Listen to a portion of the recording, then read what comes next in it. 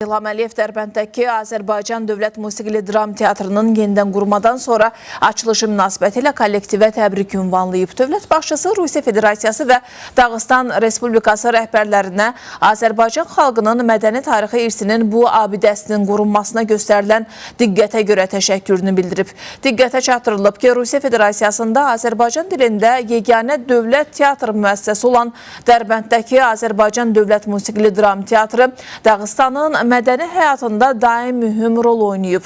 Azərbaycan və Dağıstan xalqlarını əsrlər boyu sıx dostluq əlaqələri, mehriban qonşuluq və qarşılıqlı dəstək birləşdirib. Bu ənənəvi əlaqələr Azərbaycanla Rusiya arasında münasibətlərdə xüsusi rola malikdir. Humanitar əməkdaşlığın inkişafı öz növbəsində Azərbaycan-Rusiya dövlətlərarası münasibətlərinin mühüm amilidir.